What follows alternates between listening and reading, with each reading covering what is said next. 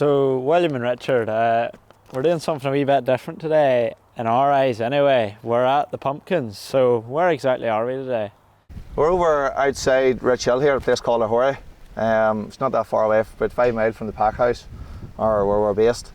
And we've a 100-acre farm over here, which we're growing a mixture of crops. Probably 50 acres of it, 40 acres of it will be pumpkins. Yeah. The rest will be brassicas and salads. Yous are a big part of the Gilfresh family then? Aye, well, I'm in the business over 20 years now, yeah, since I left school 16. So, and then recently Richard's joined us. Well, Richard's always been here his last 10 years too, but like officially, like, you know, since he finished. Yeah. There is a long history behind Gilfresh. It started, well, we're probably third generation, and it started with my father and Richard's father, Thomas and Kenneth, and then our grandfather George. Like, so him and his brothers grew vegetables back then as well, and mixture crops. So we're sort of like third generation within the business now. And Yous really are pushing on the business. we're growing. Richard, what do we all have now in acres? So we're probably growing up on 500 acres of vegetables. We have 400 acres of maize, and then we have 200 acres of cereals. Can you explain to me the process in the pumpkins? So your pumpkins, obviously you're ploughing your field, you're getting your seedbed ready. So we're ploughing and then leaving the ground sitting power hard beforehand. And we're trying to do that in advance to get the weeds to germinate before we put the crop in. Because there's very little weed control once pumpkins start growing, so we leaving that they're sitting power hard, and then we come in with a planter. So all our pumpkins come to us as transplants out of a glass house, so then they're all planted, 4 people on the back of a planter dropping individual plants in. How long does it normally take for the pumpkins to grow? So we plant them in May, we put the bees, so we have to pollinate the pumpkins, so the bees come in June, and then we started harvesting this year towards the end of September. We're harvesting as they start to come orange, so we try to let them ripen on the vine, whereas I think in England they would harvest a lot and ripen them in glass houses. At the start of July, like, the pumpkin could be the size of your fist, and 3 weeks later you come back, like, all of a sudden pumpkins size of a football, like. So it's just amazing how quick they grow once they're pollinated. Like, they just, in 3 or 4 weeks you have a green pumpkin looking at you, and they're green anyway right up till probably the middle of August anyway. Yeah. And then the wee tinge of orange starts to come in, and then after that they start to come out, like. So The bees are a big part of the pumpkins then? Bees are massive. This year we've actually, as well as our bumblebees, we've got honeybees in as well, and we've noticed a difference this year with the extra pollination in the field. Just a better yield coming out of it. The actual size of the pumpkins, do you grow different sizes? That's all, yeah? aye, 3 supermarkets, we're selling mainly to all supermarkets, wholesalers, pumpkin patches and all, but they're all after different price points. So I'm from a small pumpkin, they're looking to retail a small pumpkin at a cheaper price, and then medium and large. So we grow 3 different varieties, and that's really to specialise in what we need for the customer. So you've probably seen as they're lifting the pumpkins, we have sizing devices on the front of the boxes.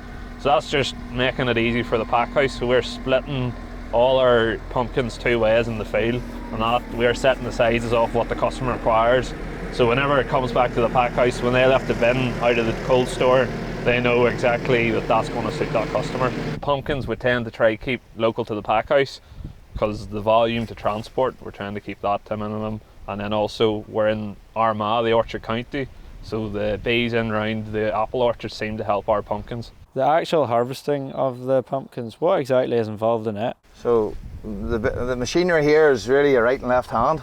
That's really what we're working with here. So Very labour intensive. very then. labour intensive. About probably 10 fellas here gathering an average of 20,000 pumpkins a day.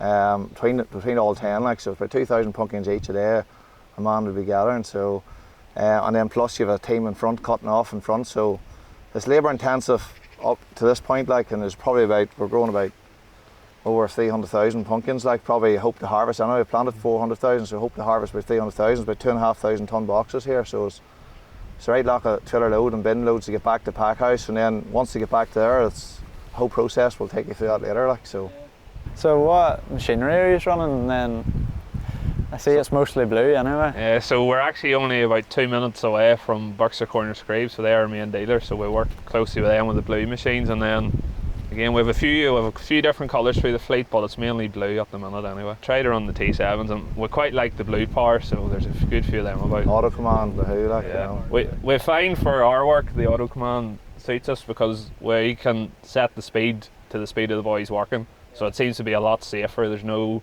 jumping on clutches. Once you take your foot off, the tractor stops. So it's very important when we're working with people in the field. When you're harvesting, how many people are around the one tractor? So we have them split into teams of 5 at the minute lifting the pumpkins, and then there's 2 teams of 5 lifting today, and then there's a team of 2 cutting the head. The 2 keep in front rightly then, yeah. They can do. Usually we try on a Saturday morning to get both lifting teams and the cutting team all cutting, just to give us a good start for Monday morning. Yeah, yeah. So then they're all transported in these boxes then, like potatoes basically?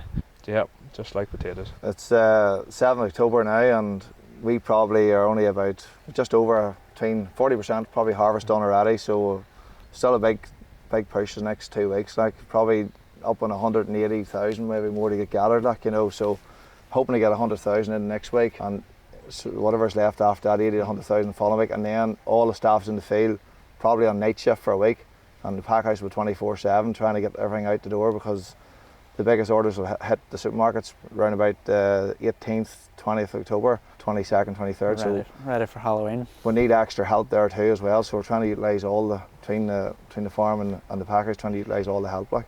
In the packing process, what exactly is involved with that? Basically the pumpkins are back to the pack house here, and we've cold stores here that hold maybe up in 1,500 of these boxes here, these bins, and we're running the chills in around 10 degrees, 9.5, 10 degrees. Just enough to keep the pumpkin from between chilled and ambient, not to let it sweat in the boxes, and it just helps we get more of the ripening. They're coming out down the line here, and they're being go through a proper brush polisher. This machine's designed actually to take the soil off the pumpkin, or any bit of soil remaining, and actually give it a polish through the brushes.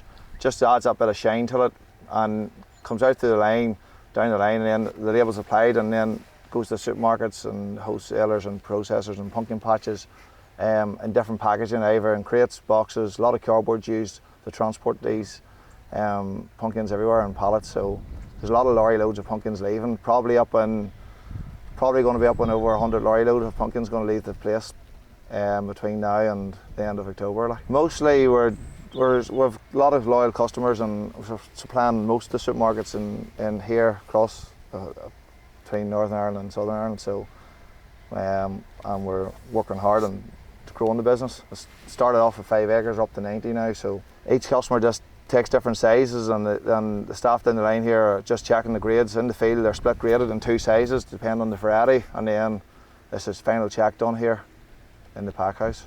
It's good to see the supermarket staying local. Yeah, no, it's grown quite a lot, and obviously I'm not sure, a lot of this volume was in the past was probably produced in England, the mainland UK, so a lot of that all had to be transported across, and huge cost as well. There's nothing like looking into a field of pumpkins and seeing it all orange, like, you know, in October. Like, it's something different from looking at other crops, like, so. Thank you guys for having us out. It's been a very interesting experience. No bother. Thank you for coming. We'll have to get out at Christmas time. Yeah. Carrots and sprouts and parsnips, that's the main things, Christmas. I would say stay tuned, and thanks again for having us out.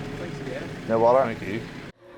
Hi guys, Catherine and Craig were out last week at Gilfresh and they were filming some pumpkins, so they brought some back and we're going to have some friendly competition.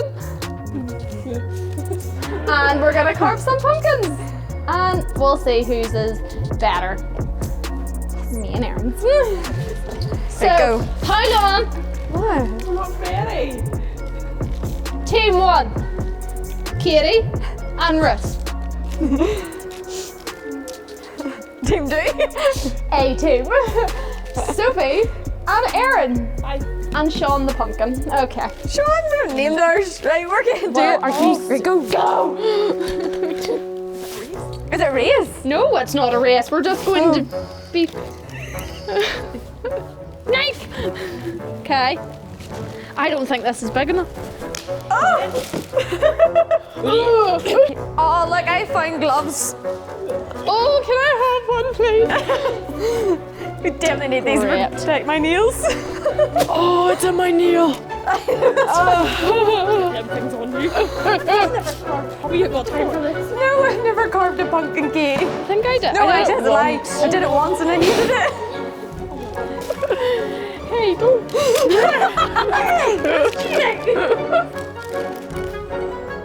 What is Get away!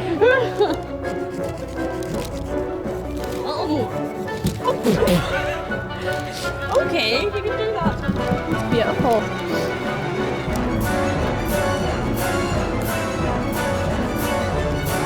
You're going to get your muscle right there, Kate. For sure. Just like that. I love it.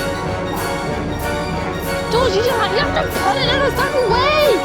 Put it in the way of what you... Got a teething floss. No, sure, that's fine. Look.